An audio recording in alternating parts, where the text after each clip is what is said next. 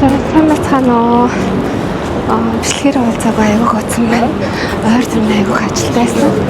За тэгээд энэ бичлэгээрээ одоо уулзааг бичлэгээрээ 5 хонд Японы за нэгдүгээр нэг Японы шатар буюу цөмийн шогийн талаар цаан яриад тэгээд дээрэс нь Японд яг нөгөө IT-гаар ажилд ороход одоо юун дээр анхаарах юм уу өөрийнхөө бяцхан туршлагыг хуваалцъя. Тэгээд сая сүүлийн хэсэг үед нөгөө ерөөсөн бичлэг оруулах завгүй байгаа нь би ч нөгөө хоёр жоох хүүхэд ээж тэгээд дээрэс нь яг нөгөө ажиллаж байгаа учраас яг нөгөө бүтэн цагаар ажиллаад тэгсэн чинь бол амар их завгүй болж байгаа. За тэгээд өөрийнхөө бас нэг хоббинд зориулаад өнөөдөр жоох цаг гаргах чаа явж байна. Энэ нөгөө ийм гоё янзлсан байна.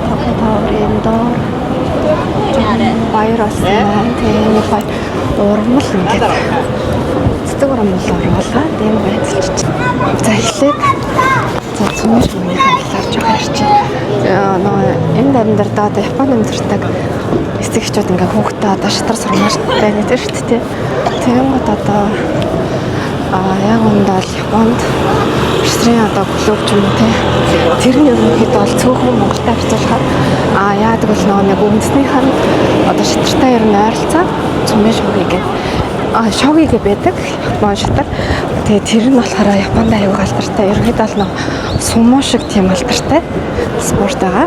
За тэгээд би тэр нь сая тэрний бодлогын хүчинд орж гарч ирж байна. Одоо багш гэж байхгүй.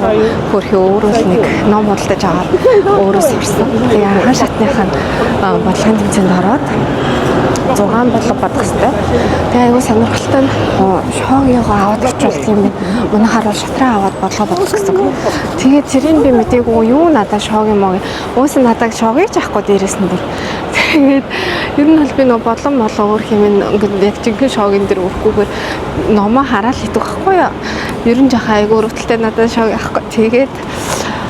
Тэгээд яасан чинь тэгэж хэлэхээр нь тэндээс нь гуйж агаад танад одоо шооги байна уу гэсэн чинь ашгүй жоохон байсан билээ. Тэгээд тэрийн төр зээхэд яг нөгөө нэг 5 нүдлэх үедээ тэрэн дээр нөгөө нэг би өөрөө чадахгүй гэж бодснуудаа шууд өрөөд тэгээд ингээ жоохон нүгүүд үзгэр мэдээж ойртсон шүү дээ. Тэгэхээр яха болсон. Тэгээд дээрэс нь би нөгөө хамгийн гол нь амар яарад нөгөө 5 минутын ч юм уу ингээд газ бодоо гарчих юм бол бүгдийг бодоо гарчих юм бол энэ нэг бодсноор нь байр эзлүүлчихсэн болохоор би нөгөө амар яарад 10 минут хүртэлгийн готонцтой хамаг хурдаараа бодчихвол гараа өргөө гараад ирчихгүй. Тэгсэн чинь яхаа би нөгөө эргэж нэг шалгаагүй. Ер нь бол анх удаа оролцож болохоор эргэж нэг шалгахгүй явцсан чинь тэр аягүй амар алдаа болсон. Тэгээ би 3 бодлогыг алдсан бэлээ. 3 атсан бэлээ. За тэгээд нэг тал оноотой тий би одоо бодсон дараа жил хүртэл бэлтгэл хийж агаад дараа жил ямар ч санаа. За төрүүлэх юмаа гэхэд нөө бүгдийн зөв бодвол нэг юм шоуме шоу гэд одоо бүгдийн бодсон шүү гэдэг тэрний баталтай нэг юм өргөмжил шиг юм өгд юм байна. Тэгээ ядаж тэрийг авъя гэж бодож байна. Тиймэрхүү бодолтой. За тэгээд одоо нөгөө сакура аягүй гоё дэлгэрсэн. Гэтэ ихэнх сакура надад унаад босчих шээ. Японд яхаа одоо нөгөө яаж айтаагаар ажиллах талаар ярьж өгнө. За би нөгөө яг алхаж явбал бас арай хурдан ярьчтэй юм шиг санагдсан болохоор би алхаа явж байгаад ярьчээ. Гэрлөөгөө харахтан да. За тэгээд за Японд ажилд ороход бол за яг IT-г мэдж байгаа болохоор IT-гаар ярьчээ. Ер нь бол эхлээд нөгөө нэг компанида одоо өөрийнхөө сонирхсан компанид ч юм уу өөрийнхөө CV өгдөг шүү дээ материал өгдөг. Тийх үедээ бол нөгөө би болохоор нөгөө ажил хайхтаа аюу алдсан. Би нэрээ ажил хайсан бүгд нэрээ ярил яхаа нөгөө ээж болохоос өмнө мэдээж ажилдаг байсан. Тэгж байгаа намаа яг ээж болсон чинь яг Японд нэг тийм онцгой тийм зан байдаг л та. Намайг ээж олсон чинь яхаа одоо ингээл хүүхдтэй болчлоо. 2 жоох хүүхдтэй. Тэгээд энэ хүн чинь бараг ажил хийж чадахгүй ч гэдэг юм уу. Яг нөх хүүхдүүд мэдээж ойр архан өвдчил таарна. Тэрийг аягүй сайн мэддэг. Тэрэлтэйсэн. Тэгээд ч юм яхаа надад алж байгаа юм нэг хандлага нэг өөрчлөгдөд ирчихсэн санагдсан. Тэгээд за Японч юм бол нөгөө одоо жишээлбэл чамаг шууд ажлаас ч юусаа халдаг газар биш байхгүй. Ерөнхийдөө бол чамд ингээд эндээс амар гарагт юм байна. Тэгэж нөгөө нэг хилдэг бол газар биш. Одоо ерөөсөө ажлаас хална гэсэн ойлголт бол Японд ер нь аюу ховор. Тэгээд халаагүй ч гэсэн аюу онцгой зан гараад ирсэн. Тэгээд ажлаасаа гараад тэгээ ер нь л ажил хайж эхэлсэн чинь би нөгөө CV-гээ бичээд тэгтээ би нөгөө нэг гар утасны тоглоом хийх юм хоббитэй шүү дээ. Тэгэхээр би тэр чиглэлээр ажиллая гэж бодоод би CV-гээ бэлдсэн. Тэгсэн чинь яг олон яг тэр чиглэлийн чинь туршлага надад бүр 1 жил хийсэн байхгүй юу. Тэгээ дээрэс нөгөө яхаа хуваараа тоглоом хийсэн гэвэл бас нэг цөөхөн тоглоомтэй. Хүмүүс ч юм бол тэр байтугай амар их тоглоом хийсэн 20 морин тоглоом хийсэн тэгж байд юм лээ. Тэгээ миний хол тэр хүмүүстэй бол дүүцэхгүй байсан. Тэгэхээр яг би тоглоом байсан ч ер нь амар хэцүүсэн. Тэгээ нөгөө CV маань угаасаа тоглоом дээр ер нь муу дутагдaltaй учраас би ерөөсөө нөгөө тийм тэнцээ хариулсан аахгүй. Тэгээд бүр сэтгэлээр унаад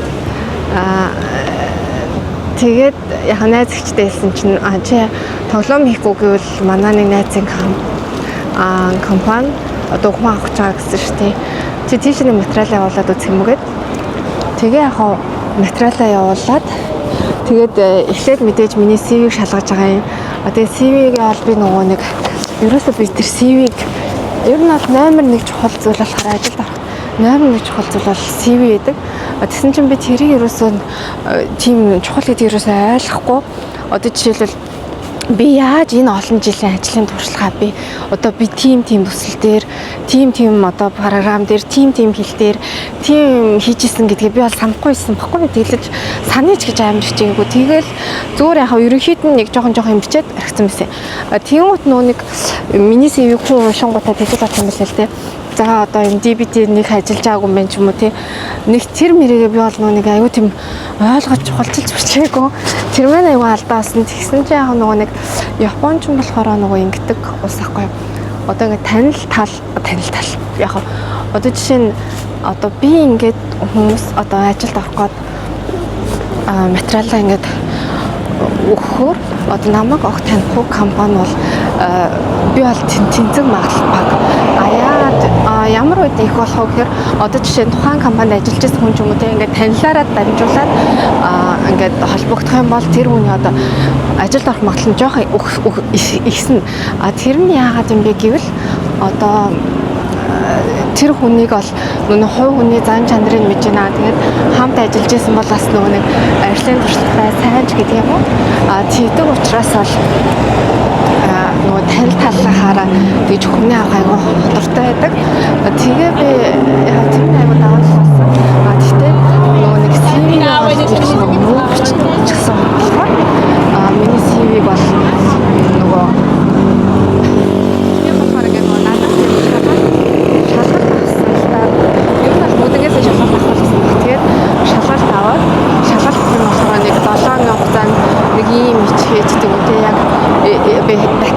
ажиллуулж байгаа бол бакэндийн даалгавар ч юм уу тийм даалгавар.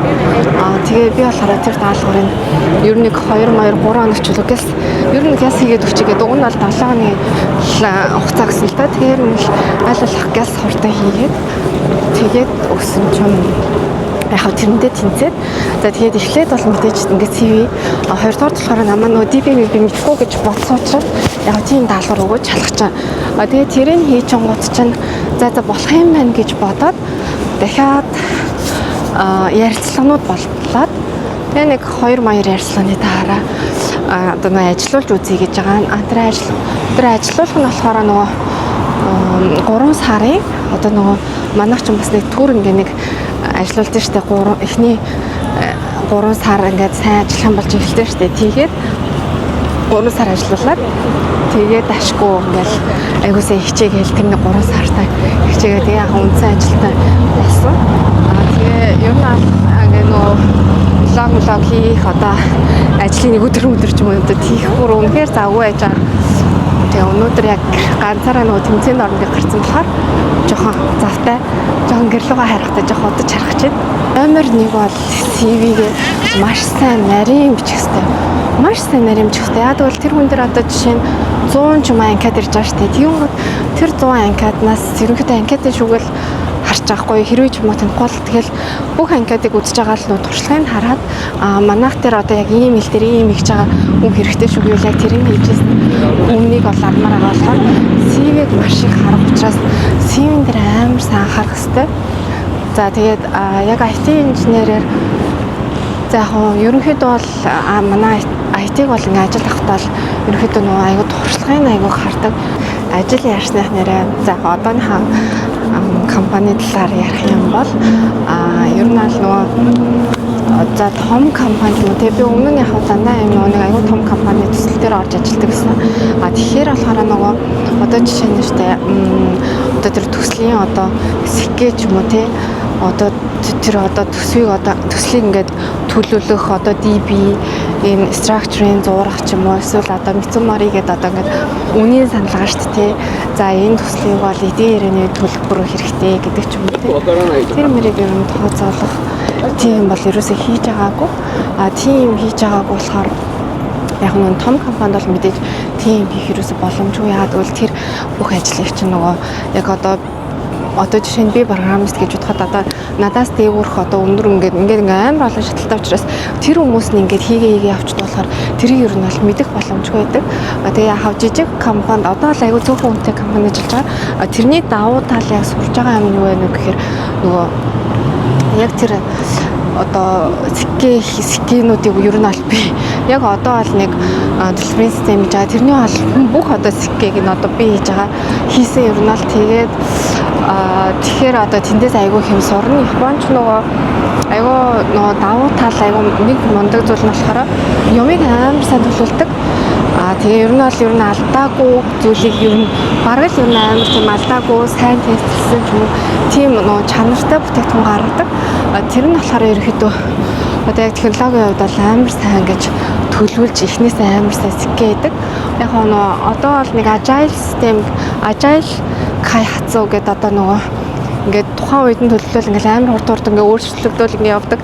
Тим одоо байдлаар ажиллаж байгаа. Тэгтээ хэдий тийм ч гэсэн яг тимээр ажиллахаар нэг яг инженерийн хувьд айгүй уур чадвар шаарддаг. Яагаад гэвэл ингээд нэг хурал болоход юмнууд ингээд байн өөрчлөгддөг болохоор бичлэг хийгээгүй бүр айгүй гудчихж тэгээд би нэг айгүй гой камертаа олсон.